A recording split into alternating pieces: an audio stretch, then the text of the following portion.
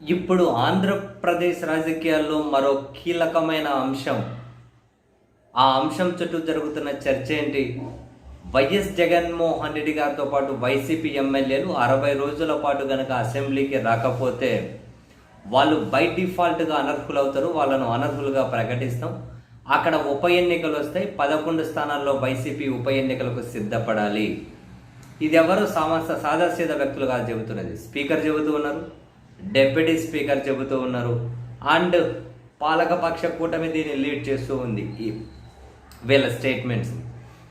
And అదే సమయంలో మన వైఎస్ జగన్మోహన్ రెడ్డి గారు కూడా వైసీపీ ఎమ్మెల్యేలు, ఎమ్మెల్సీలు, సీనియర్ నాయకులతో జరిగిన సమావేశంలో ఈ ప్రస్తావన వచ్చినప్పుడు వాళ్ళ అనర్హత వేటేస్తాం కదా అని చెప్పి ప్రస్తావన వచ్చినప్పుడు, సరే వేస్తే వేయనియండి, అంత దమ్ముంటే అనర్హత వేటేస్తే ఆ 11 చోట్ల కాదు 4 ఎంపీలను కూడా రాజీనామా చేయించి ఎన్నికలకు వెళ్దాం, తేల్చుకుందాం ప్రజాక్షేత్రంలో అని జగన్మోహన్ రెడ్డి గారు కూడా అన్నారు. అంటే ఇప్పుడు బంతి జగన్మోహన్ రెడ్డి గారు పాలకపక్ష కూటమి కోర్టులో ఇసిరేశారు. దానికి రఘురామకృష్ణంరాజు గారు ఈరోజు కొన్ని కీలకమైన సంచలనమైనటువంటి వ్యాఖ్యలు చేశారు. డిప్యూటీ స్పీకర్ రఘురామకృష్ణంరాజు గారు జగన్మోహన్ రెడ్డి గారు ఎంపీగా పనిచేశారు, ఇంతకుముందు 5 సంవత్సరాలు ప్రతిపక్ష నాయకుడిగా పనిచేశారు, ముఖ్యమంత్రిగా కూడా పనిచేశారు. ఆయనకు రూల్స్ తెలియకుండా ఉంటాయని చెప్పి నేను అనుకుంటలేను. కానీ భారత రాజ్యాంగం 190(4)లో చాలా స్పష్టంగా ఉందట. మరి ఎవరైనా న్యాయ నిపుణులు చెప్పాలి. చాలా స్పష్టంగా ఉందట. ఏమని? ఎవరైనా లీవ్ ఆఫ్ యాక్షన్స్ అడగకుండా, అంటే ఇప్పుడు జగన్మోహన్ రెడ్డి గారు కానీ వైసీపీ ఎమ్మెల్యేలు కానీ వీళ్ళ దగ్గర ఏమైనా కనుక లీవ్స్ కావాలని అడిగి తీసుకోవాలంటున్నారా? ఎవరైనా లీవ్ ఆఫ్ యాక్షన్స్ అడగకుండా కంటిన్యూస్గా 60 రోజుల పాటు సమావేశాలకు హాజరు కాకపోతే శాసనసభ సభ్యత్వానికి, పార్లమెంటు సభ్యత్వానికి కూడా అనర్హులు అవుతారట. ఈ విషయం జగన్కు తెలియదా?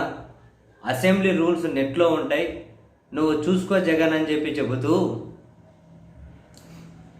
మీ అధ్యక్షుడు వైసీపీ అయిన జగన్ గారు, వాళ్ళ సలహాదారులు, ఎమ్మెల్యేలు అసెంబ్లీ రూల్స్ను చూసుకుంటే ప్రజలను ఎవరు తప్పుదోవ పట్టిస్తున్నారో అర్థమవుతుంది అని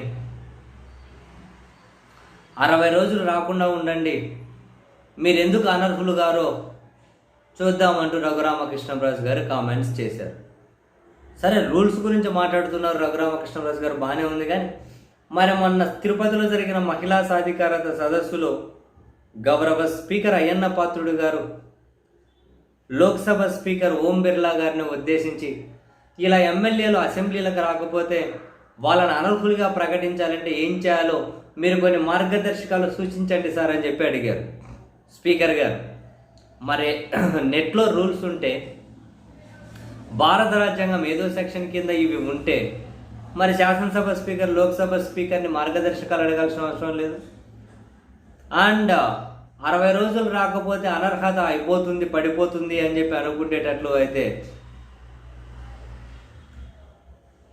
మరి ఇప్పుడు నెక్స్ట్ అది బై డిఫాల్ట్గా జరుగుతుందని వీళ్ళు చెప్పే మాటే నిజమైతే ఇంకా మరి జగన్ గారు వైసీపీ ఎమ్మెల్యేలు వెళ్ళకపోతే ఇంకా అక్కడ ఉప ఎన్నికలకు సిద్ధపడాల్సిందిన వాళ్ళు. అసలు ఇప్పటికి ఎన్ని రోజులు జరిగాయి? 40 రోజులు పైగానే జరిగినట్టున్నాయి అసెంబ్లీ సమావేశాలు దగ్గర. మరి ఇంకొక 2 సెషన్స్ రాకపోతే నిజంగానే ఎలక్షన్స్ వస్తాయా? అంత ధైర్యం పాలకపక్షం చేస్తుందా? స్పీకర్, డిప్యూటీ స్పీకర్ చెబుతున్న దాంట్లో నిజమెంత, న్యాయం ఏం చెబుతుంది? సో మరి ఇప్పుడు ఒక చర్చనైతేనే లేవనెత్తారు.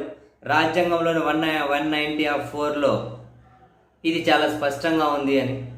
మరి ఇప్పుడు దీని మీద చర్చ అయితే జరగాలి. అలా ఉండొచ్చా, అనర్హులుగా ప్రకటించవచ్చా, ఒకసారి స్టడీ చేయాలి. మరి మిగిలిన రాష్ట్రాలు ఏమైనా ఎప్పుడైనా ఇలా జరిగిందా? ఎవరైనా సభకు రాలేదని అనర్హులుగా ప్రకటించారా? నేనైతే ఇప్పటివరకు వినలే. అందుకే ఒకసారి వెతకాలి, చూడాలి, మరి ఎవరినైనా అడగాలి ఇది ఎంతవరకు పాసిబుల్ అవుతుంది అని.